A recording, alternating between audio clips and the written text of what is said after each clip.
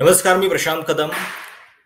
मोदी, अदानी आणि LIC हे तीन डॉट जोडत वॉशिंग्टन पोस्ट या अमेरिकेतल्या वृत्तपत्रानं आत्ताच्या शनिवारी एक बातमी छापली आणि त्या बातमीनंतर खरं तर जगभरामध्ये त्याची चर्चा सुरू झालेली आहे. अर्थात भारतीय मीडियामध्ये याची फारशी चर्चा सुरू झाली नाही. बातमी आहे LIC मधल्या गुंतवणुकीची, म्हणजे LICनं अदानी कंपनीमध्ये केलेल्या गुंतवणुकीची आहे आणि ती देखील अशा वेळी केलेल्या गुंतवणुकीची ज्यावेळी अदानींना कर्ज द्यायला अमेरिका आणि इतर राष्ट्रातल्या ज्या प्रतिष्ठित संस्था आहेत, बँका, त्या तयार नाहीयेत. अशा वेळी तुमच्या माझ्या खिशातले पैसे LICनं दिले आणि ही अमाऊंट पण कमी नाहीये, 33,000 कोटी रुपये, $3.9 बिलियन ही गुंतवणूक आहे. त्याच्यामध्ये एक सगळ्यात महत्वाचा आरोप द वॉशिंग्टन पोस्टच्या बातमीत आहे, तो म्हणजे याच्यामध्ये भारत सरकारनं LICला अशा पद्धतीनं गुंतवणुकीचा प्लॅन आखून दिलेला होता, ज्याच्यामध्ये DFS म्हणजे डिपार्टमेंट ऑफ फायनान्शियल सर्व्हिसेस आणि नीती आयोग या दोन संस्था इन्व्हॉल्व्ह होत्या आणि सरकारच्या सांगण्यानुसार ही गुंतवणूक झाली असं त्याच्यामध्ये म्हटलेलं आहे. अर्थात LICचं त्याच्याबद्दलचं स्पष्टीकरण आलं आणि LICनं आपल्या गुंतवणुकीच्या धोरणामध्ये सरकारचा कुठलाही हस्तक्षेप नसतो हे स्पष्टीकरण त्यांनी दिलेलं आहे.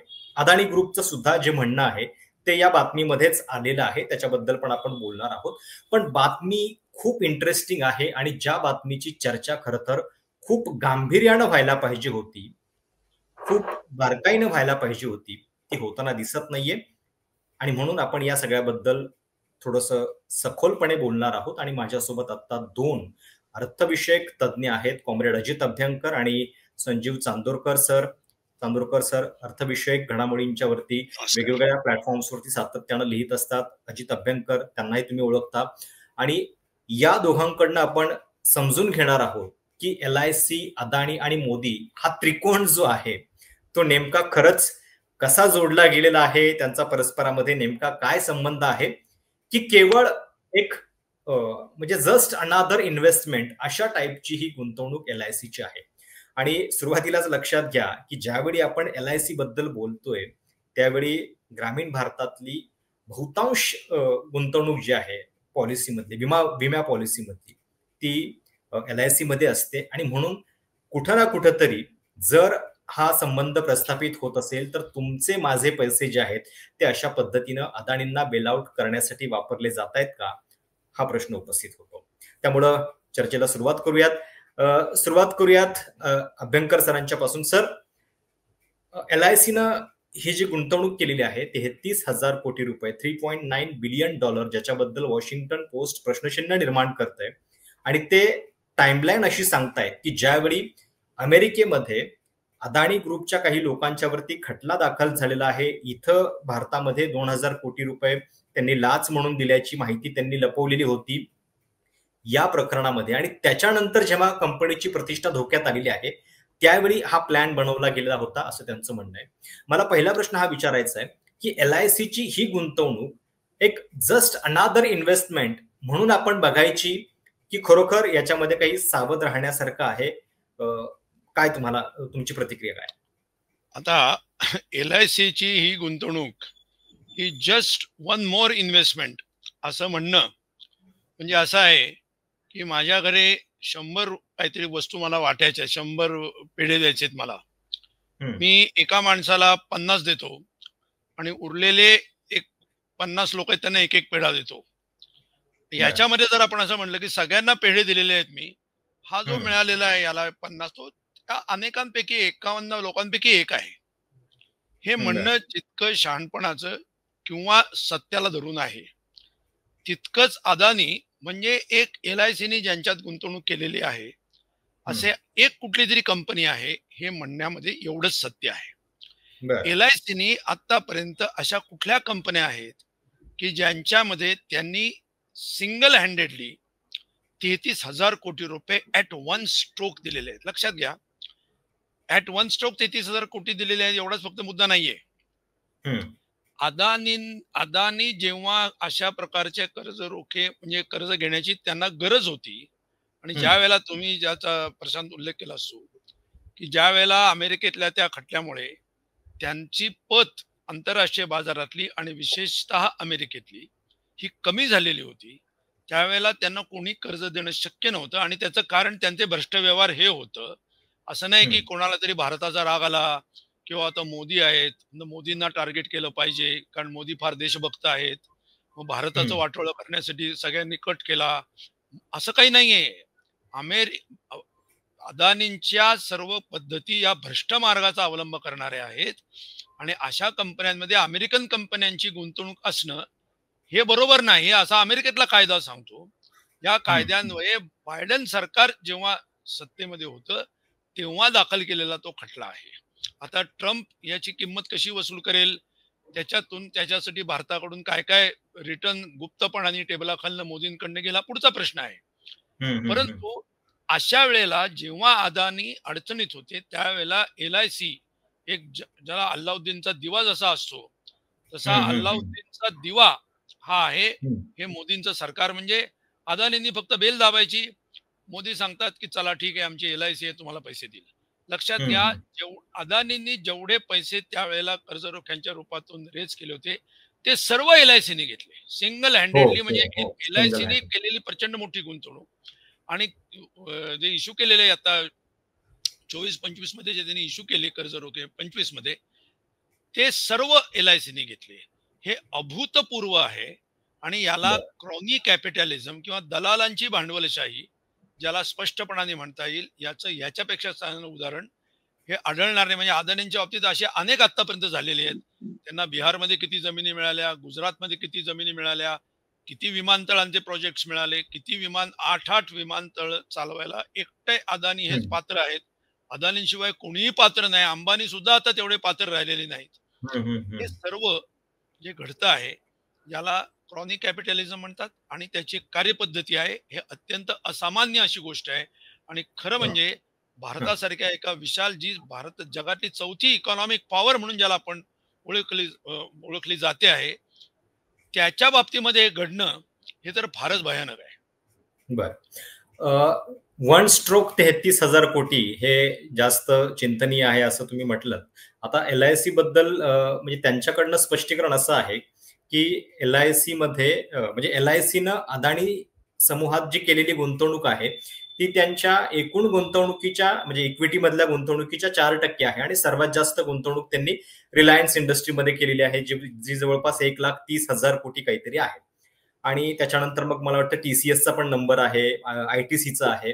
आणि म्हणून ही गुंतवणूक काही तेवढी जास्त नाही असं सुद्धा सांगण्याचा प्रयत्न होतोय. आणि काही लोक याला देशभक्तीचा सुद्धा अँगल देत आहेत की आपल्या कंपनीला की जी इन्फ्रास्ट्रक्चर मधली इतकी मोठी कंपनी आहे तिला बाकीच्यांनी नाही केलं तर मग आपण फायनान्स केलं आपल्या कंपनीनं तर प्रॉब्लेम काय आहे. चांदोरकर सर तुम्हाला काय वाटतंय? प्रशांत, एक करेक्शन.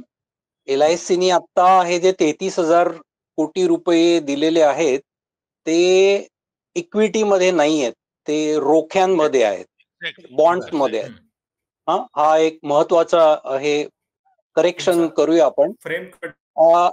गोईंग बॅक, मला असं वाटतं की मोदी राजवट आणि अदानी यांचे संबंध हा 11 वर्षाचा पिरियड, म्हणजे 2014च्या आधी गुजरात वगैरे ते जरा बाजूला ठेवूया. तर 11 वर्ष हा इट्स अ ॲडिक्वेट पिरियड.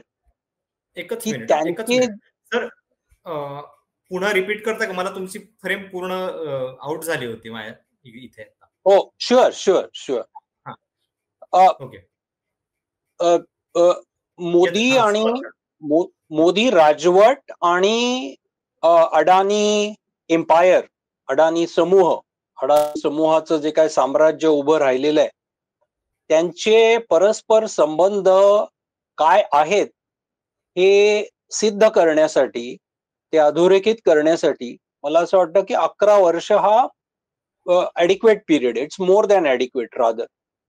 आणि अडानींची गेल्या 11 वर्षामध्ये संपत्ती कुठपासून कुठपर्यंत वाढली वगैरे वगैरे सगळ्या गोष्टी, याची आकडेवारी देखील आपल्या समोर सगळ्यांना माहिती आहे, सार्वजनिक आहे ती. मला असं वाटतं की LICची आत्ताची गुंतवणूक त्या सगळ्या परिप्रेक्षामध्ये बघायला पाहिजे की त्यांचे जे संबंध एस्टॅब्लिश झालेत त्याच हे एक एक्सटेन्शन मी त्याच्याकडे बघतो. आणि त्याचा ट्रिगर जो होता ज्याचा उल्लेख तू आणि अजितनी दोघांनी केला, अडाणी समूहाचं जे साम्राज्य उभं राहिलेलं आहे ते मोठ्या प्रमाणावरती डेट फायनान्स्ड आहे. मोठ्या प्रमाणावरती त्यांनी कर्ज उभारणी केलेली आहे. देशातल्या बँका असू देत, देशातलं रोखे बाजार असू दे आणि आंतरराष्ट्रीय रोखे बाजार देखील असू दे. झालं असं की हिडेनबर्ग रिपोर्ट पासून अडाणीच्या संपूर्ण फायनान्शियल इंटिग्रिटी ज्याला म्हणतात, म्हणजे ते जे काही डेटा सांगतात आमच्या कंपन्या एवढा धंदा करतोय, आमचा हा गव्हर्नन्सची पातळी आहे, ह्याच्यावरती एक एक एक आशंका अशी तयार झाली. आणि अमेरिकेमध्ये त्यांच्या अमेरिकन कोर्टात आणि अमेरिकन जी SEC आहे म्हणजे आपल्यासारखे सेबी जशी असते, त्यांनी अडाणींवरती केस हे केल्यानंतर ही आशंका अजून दाटली गेली, अजून दाटून आली. त्याच्यामुळे अडाणी टेक्निकली LICनी अडाणी पोर्ट आणि SEZ ह्या कंपनीला दिलेली आहे, पण मी त्याच्याकडे एक अडाणी समूह म्हणून बघतो, कारण ह्या सगळ्या कंपन्या एकमेकाला बेलआउट करत असतात. इंटर कॉर्पोरेट डिपॉझिट्स अशा वेगवेगळ्या प्रकारे त्यांचे जे कॅश फ्लोज असतात त्याच्यामध्ये. आणि अडाणी समूहाच्या डोळ्यासमोर पुढच्या 6 महिन्यात 1 वर्षामध्ये खूप मोठ्या प्रमाणावरती कर्ज, आधीच्या काढलेल्या कर्जाची परतफेड करण्याचं कॅलेंडर लागलेलं आहे. त्यांचे जे प्लान्स होते की आंतरराष्ट्रीय बाजारातून रोखे उभारणी करून आपले कॅश फ्लो नीट करता येतील, त्या सगळ्या प्लान्सला अमेरिकेच्या ह्याच्यातनं धक्का बसला. आणि म्हणून हा LICनी आता त्यांच्या रोख्यांच्या ह्याच्यात केलेली गुंतवणूक जी आहे ती इसेन्शियली येत्या काही काळामध्ये त्यांचे कॅश फ्लो स्ट्रेंथन करण्यासाठी आहे. आणि दुसरा महत्वाचा मुद्दा जो सगळ्या पेपरांमध्ये आलेला आहे की ज्यावेळी एखाद्या उद्योग समूहाची किंवा कंपनीची विश्वासार्हता ही झाकोळली जाते त्यावेळी इतर गुंतवणूकदार पुढे येत नाहीत, ते हातचं राखून ठेवतात. So it is not about 34,000 or 33,000 crore. I look at it as what is called as credit enhancement exercise. जर LICनी अडाणीमध्ये एवढे पैसे घेण्याची तयारी दाखवली आहे म्हणजे अडाणी ही विश्वासार्ह किंवा क्रेडिट वर्दी इन्व्हेस्टमेंट आहे हे त्यांना प्रस्थापित करायचे. असे दोन्ही ऑब्जेक्टिव्ह आहेत त्याच्यामध्ये. कॅश तर आहेच आहे 33,000ची, पण LICच्या नावामुळे अडाणीची रोखे बाजारातली, देशांतर्गत आणि देशाबाहेरच्या रोखे बाजारातील विश्वासार्हता, क्रेडेन्शियल्स हे वाढू शकतात. वाढवण्याचं देखील ह्याच्यामध्ये उद्दिष्ट मला दिसतं. बरोबर. म्हणजे वॉशिंग्टन पोस्टच्या बातमीमध्ये सुद्धा जो उल्लेख आहे की LICनं त्यावेळी गुंतवणूक करताना जे रिझनिंग दिलेलं आहे त्याच्यामध्ये अदानी कंपनी बद्दलचे हेच उद्गार आहेत. तुम्ही आता ज्याचा उल्लेख करताय की कशा पद्धतीनं त्यांची म्हणजे केवळ कर्ज दिलेलं नाहीये, क्रेडिबिलिटी पण दिलेली आहे. हा मुद्दा बरोबर आहे. अभ्यंकर सर, LICचं एक स्पष्टीकरण आलंय. म्हणजे सुरुवातीला तर त्याच्यावरती नाव पण नव्हतं, हे कोणाचं आहे आपल्याला माहिती नव्हतं, पण नंतर एक आलेलं आहे की ज्याच्यामध्ये अधिकृतपणे LICनं आपली बाजू मांडलेली आहे. आणि त्याच्यामध्ये त्यांनी हे सगळे दावे जे आहेत ते कसे खोटे आहेत, आमच्या इन्व्हेस्टमेंट पॉलिसीमध्ये सरकारचा हस्तक्षेप नाहीये वगैरे वगैरे सांगितलेलं आहे. तर ज्या LICमध्ये सर्वसामान्य लोकांची इतकी गुंतवणूक आहे आणि इतका मोठा पैसा, जवळपास 5 लाख कोटी रुपये तर त्यांची अॅन्युअल इन्व्हेस्टमेंट त्याच्यामध्ये आहे, तर अशा वेळी आपल्या सगळ्या सामान्य लोकांनी या बातमीकडे किती गांभीर्यानं बघायचं, किती चिंतेनं बघायचं, काय नेमके तुम्हाला त्याच्यामध्ये धोके दिसतात? बघा, LIC म्हणजे हा विमा व्यवसाय आहे आणि विमा व्यवसायाचा जो पाया आहे तो विश्वास आहे. आणि LICची स्थापनाच मुळामध्ये या विमा व्यवसायातली विश्वासार्हता जेव्हा रसातळाला गेली, खाजगी विमा कंपन्यांच्या मधल्या अंतर्गत स्पर्धा किंवा अतिशय वाईट अशा प्रकारच्या प्रॅक्टिसेस याच्यामधून किंवा त्याच्या गुंतवणुकीमध्ये सुद्धा नंतरच्या काळात काही चुकीच्या गोष्टी आढळल्या. तो आणि पुढचा प्रश्न, तर तेव्हा जर समजा मी विमा घेतला तर कंपनी, इन्शुरन्स कंपनी काय करत असते, ते काय मॅन्युफॅक्चरिंग करत नाही, ते कुठेतरी गुंतवत असते पैसे. म्हणजे त्या इन्शुरन्सचा जो उत्पन्नाचा जो साधन आहे, ते उत्पन्नाचं साधन हे गुंतवणूक, हे एकमेव साधन असं, दुसरं काही त्यांच्याकडे साधन नाही. आणि केव्हा लायबिलिटी येईल हे सांगता येत नाही, कारण अनिश्चितता आहे. तेव्हा कुठल्याही क्षणी आम्ही ते पैसे बाजारातनं काढून घेऊ शकतो. एवढी आमच्याकडे लिक्विडिटी ज्याला म्हणतो, ही आम्ही, आमच्या ऍसेट्स एवढ्या म्हणजे दगडासारख्या कठीण नाहीत, त्या कधीही हातामध्ये त्याचे पैसे आम्हाला घेता येतात. अशी विश्वासार्हता तुमच्या त्या विमा कंपनीच्या ऍसेट्स मध्ये असणं आवश्यक आहे. बरोबर. आता जर अदानी सारखी कंपनी जी आहे, ज्या कंपनी, एक स्वतः हिंडेनबर्गचं काय झालं सोडून द्या, म्हणजे त्या कंपनीचं स्वतःचं काय झालं, परंतु त्यांनी जो मुद्दा आणलेला होता पुढे, तो अतिशय बरोबर होता, की अदानी कंपन्यांचं जे हे सगळं साम्राज्य आहे, हे सगळं साम्राज्य हे अत्यंत विश्वसित आणि अतिशय ठिसूळ अशा पायावरती उभं आहे. आणि ते सगळं ज्या पायावरती उभं आहे, त्यांनी स्वतःच्या शेअर्सवरती, त्याच्या वाढलेल्या किमतीवरती कर्ज घेतलेले आहेत. कारण ते डायरेक्टर्सचे शेअर्स त्यांनी गहाण ठेवायचे, त्याच्यावरती शेअर्स, त्याच्यावरती कर्ज घ्यायची. अशा प्रकारे अदानी कंपन्यांचा डेट इक्विटी रेशो सुद्धा अतिशय वाईट आहे, म्हणजे काही काळापूर्वी तरी होता.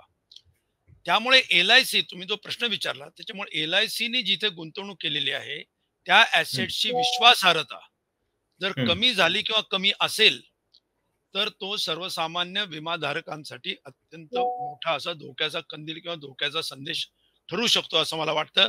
जर उद्या एखाद्या खाजगी विमा कंपनीने हे केलं असतं का? माझ्या मते केलं नसतं. ही जर विमा कंपनी खाजगी असती तर अशा प्रकारची त्यांची सगळी म्हणजे इतके मोठ्या प्रमाणात इतके पैसे अशा रिस्क ऍसेट्स मध्ये त्यांनी कधी ठेवले नसते. परंतु हा बिझनेस प्रुडन्स हा LIC दाखवू शकत नाही, कारण वरती मोदी आणि शहा यांचा आशीर्वाद आहे, डायरेक्ट कनेक्शन आहे, डायरेक्ट पाईपलाईन आहे. आणि मी एक विधान करतो, नंतरच्या चर्चेमध्ये आपण त्याचा विचार करूया. हा मुद्दा तुम्ही अगदी बरोबर मांडलाय, हा की खाजगी विमा कंपन्यांनी केली असती का याच्यामध्ये, LIC आहे म्हणून अशा परिस्थितीमध्ये पण ती करतीये. म्हणजे या बातमीचा जर आपण सिक्वेन्स बघितला, ज्यावेळी वॉशिंग्टन पोस्टची बातमी शनिवारी आली त्या दिवशी कुणीही याच्याबद्दल बोललं नाही, नॅशनल चॅनलवरती डिबेट झाल्या नाहीत. पण ज्या क्षणी स्पष्टीकरण यायला लागलं त्या क्षणी स्पष्टीकरणाच्या बातम्या मात्र खूप जोरजोरात आल्या. म्हणजे LICच्या एकूण पोर्टफोलिओमध्ये अदानी होल्डिंग 1% सुद्धा नाहीये. याच्यावरती जोर देऊन सगळ्या बातम्या ज्या आहेत त्या कशा लिहिल्या गेल्या हे आपण सगळे बघतोय. तर अशा वेळी एकच सेकंद अजित, काय त्याच्याबद्दल काय सांगा? नाही, एकच सेकंद प्रशांत. अजितचा जो मुद्दा आहे तो खूप महत्वाचा मला वाटतो, की विमा हे सामाजिक सुरक्षा, सोशल सिक्युरिटीचं एक इन्स्ट्रुमेंट आहे.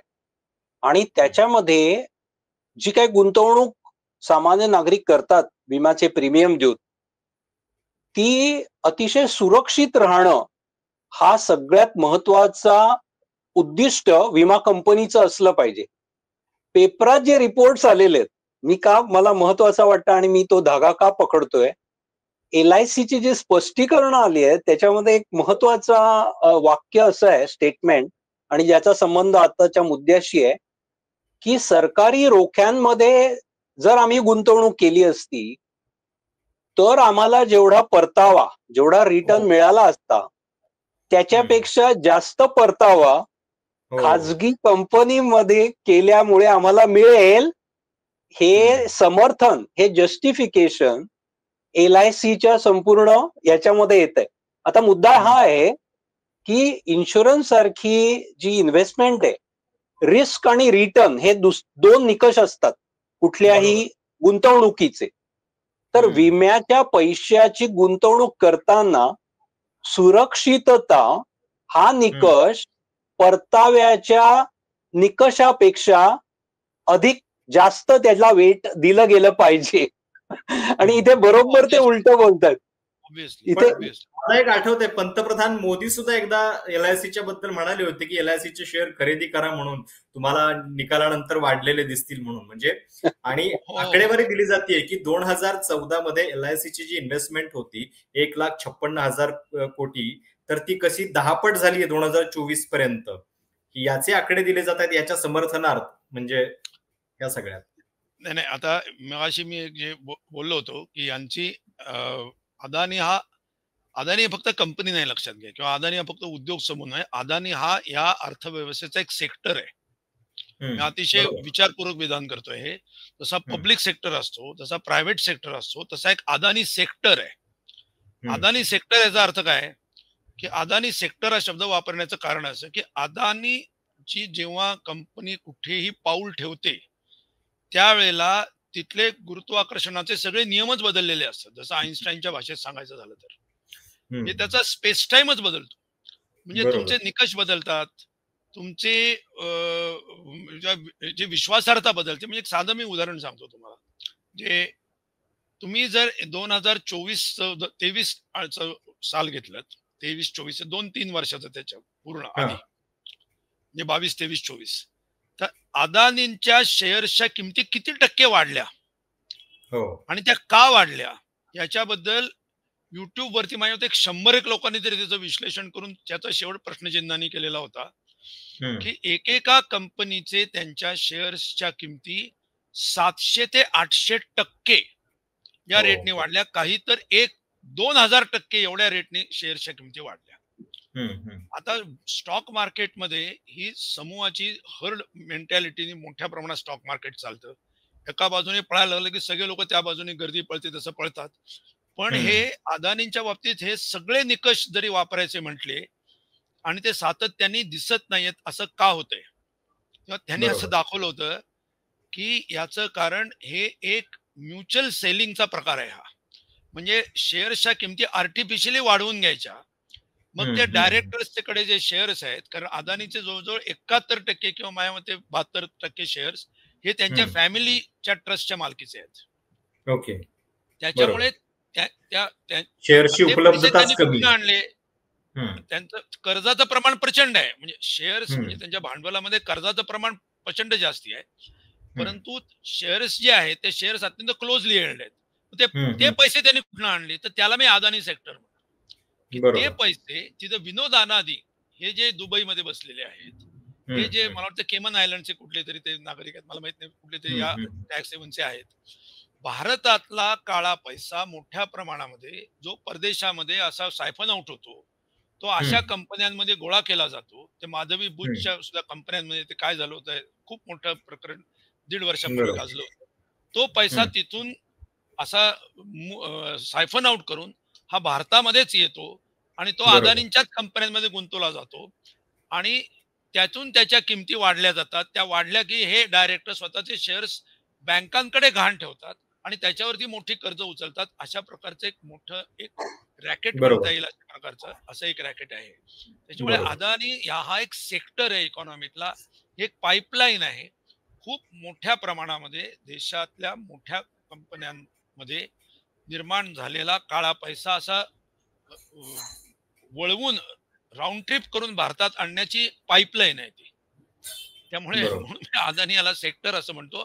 आणि त्या अर्थाने LIC जर विचार करत असेल की तुम्हाला सुरक्षा म्हणजे काय पाहिजे, सरकारपेक्षा जास्ती सुरक्षा काय लागते तुम्हाला, पब्लिक सेक्टर सुरक्षित आहे म्हणजे काय, LIC सुरक्षित आहे म्हणजे काय, कारण सरकार मागे उभं आहे. एक्झॅक्टली त्याच कारणामुळे अदानी पण सुरक्षित आहे, कारण अदानींच्या मागे अख्खा मोदी उभे आहेत, परिवाराची देशभक्ती उभी आहे. तर संघ परिवार आहे पुन्हा देशभक्तीचं इंधन त्याच्यामध्ये टाकायला. म्हणून त्यांना अदानी हा विश्वासार्ह वाटला असावा कदाचित LICला, असं मला वाटतं. बरोबर. म्हणजे थोडक्यात संजीव सर असं होणार आहे का की उद्या जर समजा अदानींच्या कंपन्या कुठल्या कारणाने अडचणीत आल्या तर त्यांचा सगळा डोलारा जो आहे तो सांभाळण्याचं काम सामान्य लोकांच्या या सगळ्या विम्याच्या पैशातनं, त्यांच्या सगळ्या खिशातल्या पैशातनं होणार आहे थोडक्यात? नाही, खरं तर म्हणजे थोडंसं मी दुसरं विषयाला धरून पण थोडं डायग्रेस करीन.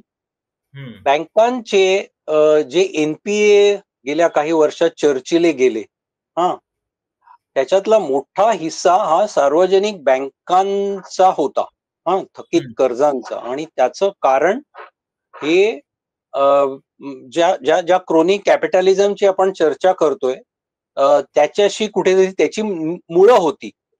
मला असं वाटतं की म्हणजे LICच्या बाबतीत पण असं म्हटलं जाईल, म्हणता येईल की LIC जरी म्हणाली की आम्ही इंडिपेंडंट निर्णय घेतो, LICची 96.5 96.5% मालकी भारत सरकारची आहे. ओके. आणि भारत सरकारचा एक नॉमिनी LICच्या बोर्ड ऑफ डायरेक्टर वरती बसतो. तो मालकाचा प्रतिनिधी आहे, राईट. त्यामुळे जरुरी नाहीये. मी तर पुढे जाऊन म्हणेन की ते DFS अमुक तमुक जे काही आहे ते ठीक आहे, म्हणजे त्याच्या बातम्या आल्या, त्याच्या चर्चा झाल्या पाहिजेत, त्याचं विश्लेषण झालं पाहिजे, त्याची शहानिशा झाली पाहिजे, तो भाग वेगळाच. मला मुद्दा हा मांडायचा आहे की सार्वजनिक मालकी ज्याचा आग्रह जनकेंद्री चळवळींनी स्वातंत्र्यानंतर धरला, LIC अजित जसं म्हणाला, ही अनेक खाजगी विमा कंपन्यांना टेक ओव्हर करून LIC बनली. राष्ट्रीयकृत बँका 1969 साली नवीन नाही स्थापन झाल्या होत्या, त्या खाजगी बँकांचं राष्ट्रीयकरण झाल्या. ह्याचा अजेंडा काय होता? आर्थिक अजेंडा काय होता? तर लोकांचा पैसा हा लोकांसाठी, देशाच्या विकासासाठी वापरला जावा याच्यासाठी मालकीचा आग्रह होता.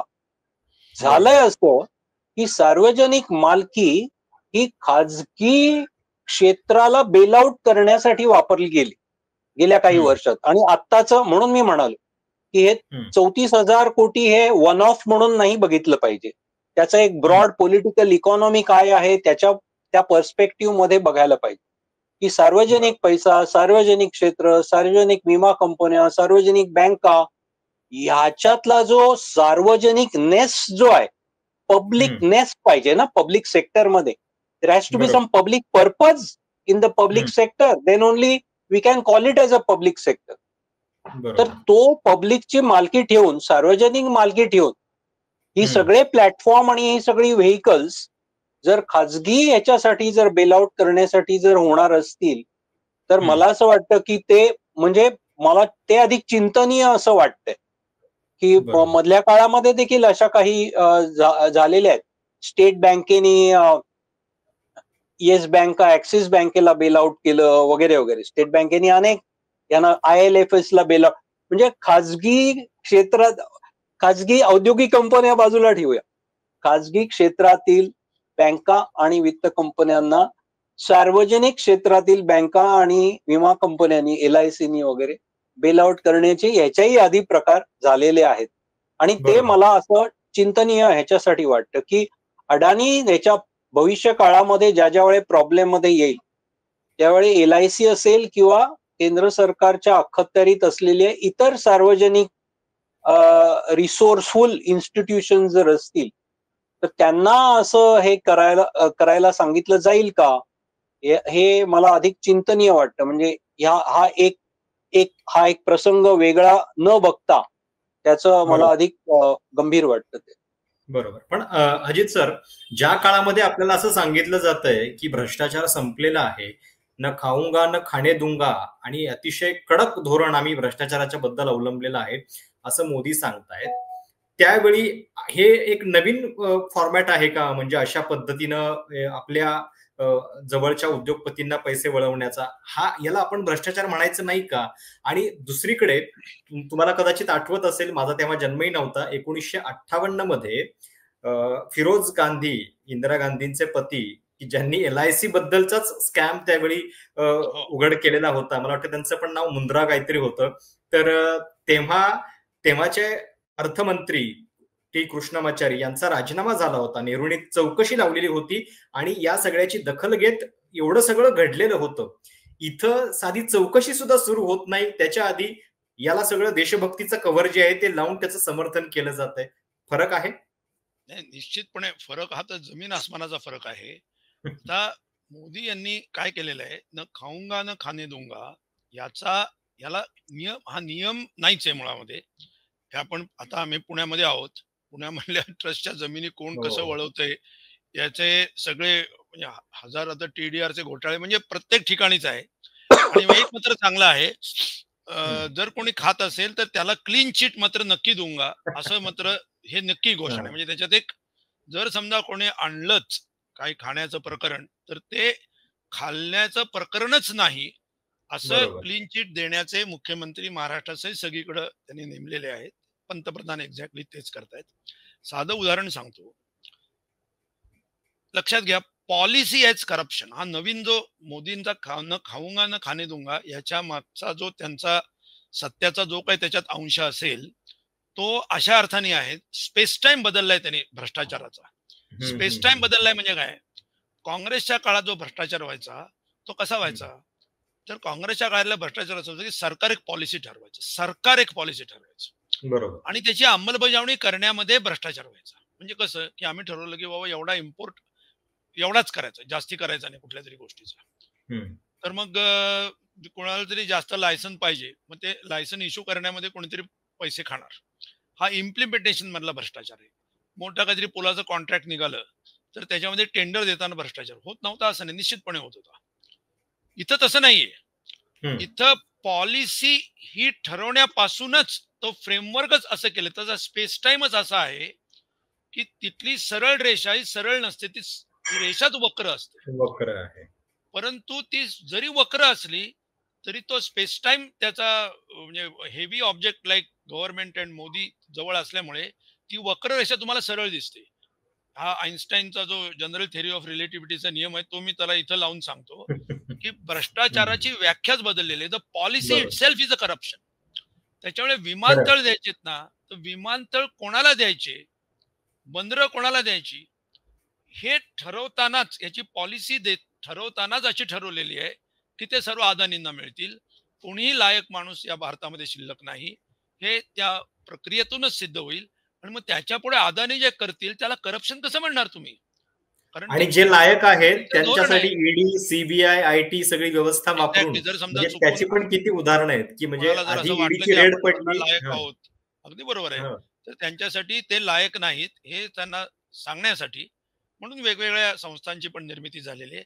तर मोदींच्या काळामध्ये अदानी सारखे उद्योगपती, मी एक उदाहरण देतो या ठिकाणी. तुम्ही ज्युरॅसिक पार्क हा सिनेमा बहुतेकाने पाहिलेला असतो. तर ज्युरॅसिक पार्क मध्ये एक असा शॉट असा आहे की ते दोघ जण त्या ठिकाणी व्हिजिट करणारे कुठेतरी एका कॅन्टीन मध्ये तिथं काहीतरी कॉफी पीत बसलेले आहेत आणि ते डायनॉसर जे ते जंगलामध्ये सुटलेले असण्याचं काहीतरी शक्यता त्यांना वाटतेय. अचानकपणे त्या टेबलावरती ग्लास ठेवलेला आहे असा आणि तो पाण्याची जी पातळी असते ती अशी अशी अशी अशी हलायला लागते. बरोबर. तेव्हा ते म्हणतात की बहुतेक डायनॉसॉर सुटलेले आहेत, कारण तिथल्या जमिनीची जी स्थिरता आहे ती जमिनीची स्थिरताच बदलते. तसा अदानी हे एवढं प्रकरण हेवी झालेलं आहे की त्यांचं एक पाऊल म्हणजे सरकार आणि सर्व देशभक्तीचे ठेके घेतलेले परिवार ह्याच्या सोबत टाकलेलं ते पाऊल असतं. त्याच्यामुळे चांगल्या वाईटाचे, भ्रष्टाचार काय आहे आणि काय नाही याचे निकषच बदलून जातात, स्पेस टाइम बदलतो. आणि या अर्थाने अदानींना एकदा दिल्यानंतर खाण्याचा प्रश्नच कुठे येतो. म्हणजे शेवटचा प्रश्न हे पोलादी पडद्याआड आहे सगळं ते. बरोबर. शेवटचा प्रश्न दोघांसाठी पण थोडक्यात काय, म्हणजे जाता जाता जे लोक LIC मध्ये गुंतवणूक करतायत, रेग्युलरली प्रीमियम भरतायत आणि त्यांचा खूप मोठा विश्वास आहे या संस्थेवरती, त्यांच्यासाठी तुम्ही नेमकं काय सांगाल एकूणच या सगळ्या प्रकरणानंतर? संजीव सर आणि नंतर अजित सर. नाही, म्हणजे LIC इज टू बिग. 34,000 ही संख्या आणि हा आकडा खूप मोठा असला तरी LIC ची गेल्या अनेक दशकांनी जी पायाभरणी झालेली आहे ती काय अशा एका गुंतवणुकीतून होईल असं नाही. परंतु मी थोडं पुढे जाऊन असं म्हणेन, मी अधिक पॉलिटिकली बोलायचा प्रयत्न करतो की गेल्या काही वर्षांमध्ये, विशेषतः 10-15 वर्षांमध्ये अर्थव्यवस्थेचं वित्तीयकरण एवढं झालेलं आहे की आज सामान्यातली सामान्य कुटुंब देखील विविध प्रकारची वित्तीय प्रॉडक्ट्स घेत आहेत जी 10-15 वर्षापूर्वीपर्यंत देखील नव्हती. मग ते विमा प्रॉडक्ट असू दे, पेन्शन प्रॉडक्ट असू दे. पेन्शनचा जो ऍसेट अंडर मॅनेजमेंट आहे देशातला तो 17 का 18 लाख कोटी पर्यंत गेलेला आहे, लक्षात घ्या. म्हणजे एवढे लोक ग्रॅज्युअली पेन्शन मध्ये गुंतवणुकी करतायत, पेन्शनच्या पॉलिसीज घेत आहेत. हे 10 वर्षापूर्वी पण नव्हतं.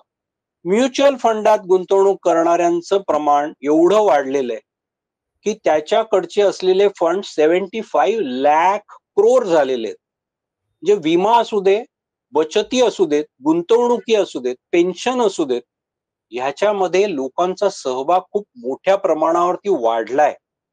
आणि मला असं वाटतं की वित्त क्षेत्रामध्ये लोकशाही मार्गाने हस्तक्षेप करण्यासाठी, चळवळी आणि संघटनात्मक प्लॅटफॉर्म उभा करण्यासाठी हा अतिशय ऑपॉर्च्युन टाइम आहे. म्हणजे जसं युनिव्हर्सल मतदानाचा अधिकार दिला गेल्यानंतर राजकीय लोकशाही जशी ब्रॉडबेस झाली, तसं म्हणजे 10 वर्षापूर्वी मी सांगितलं असतं ना, अरे ती विमा कंपनी अशी आहे, ती पेन्शन कंपनी अशी आहे, तो म्युच्युअल फंड असा आहे, people would not have been able to relate what I am saying. आता त्यांचे स्टेक तयार झालेले. तर अशा पद्धतीचे जर प्लॅटफॉर्म उभे राहिले की ज्याच्यामध्ये हे आमचे पैसे जे आहेत त्याच्यावरती आमचं काहीतरी म्हणणं आहे आणि त्याची सुरक्षा, त्याचा विनियोग कुठल्या प्रकारे व्हावा ह्याच्याबद्दल आमचं म्हणणं आहे, अशा गुंतवणूकदार, investors association, pension policy association, mutual fund investors association, ही कल्पना आता थोडी युटोपियन वाटेल पण ही दिशा आहे. आणि हे मी हायपोथेटिकल म्हणत नाहीये, मी एकच मिनिट घेतो. तुम्ही गुगल करा, ऐकणाऱ्यांनी कोणीही गुगल करा, California public employees retired system, CalPERS, CALPERS, एवढा शब्द जरी गुगल केला ना तरी तुम्हाला कळेल की ह्या कॅलिफोर्निया मधला सगळ्यात मोठा पेन्शन फंड आहे. तो वॉल स्ट्रीट वरती ऍक्टिव्ह आहे. आणि ह्या कॅल्पर हे वॉल स्ट्रीट मध्ये कॉर्पोरेट गव्हर्नन्स साठी मोठ्या प्रमाणावरती आग्रह धरतात. कसा आग्रह धरतात? फक्त अकॅडमिक नाही, त्यांचे इक्विटी स्टेक्स आहेत वॉल स्ट्रीटच्या कंपन्यांवर. त्यामुळे ते ESG इन्व्हेस्टमेंट ज्याला म्हणतात, environment, social and governance, ESG, हा नवीन गेल्या 10 वर्षातला एक हे आहे की गुंतवणुकीचे निकष काय असावेत. फक्त फायनान्शियल रिटर्न न ठेवता एन्व्हायरमेंटल, सोशल आणि गव्हर्नन्स या निकषांवरती देखील गुंतवणूक तपासली गेली पाहिजे. हा आग्रह अमेरिकेसारख्या देशात देखील काही प्रमाणात त्याची मुळं रुजतायत. आणि तिथे कॅल्पर सारखा जो प्लॅटफॉर्म आहे, जो पेन्शन आणि तिथल्या पब्लिक सेक्टर मधल्या एम्प्लॉईजच्या बचती गोळा करतं आणि त्या ऍग्रिगेटर, कॅल्पर इज ऍग्रिगेटर, आणि त्याचं लिव्हरेज करून तो कॉर्पोरेटसाठी वचक ठेवतो.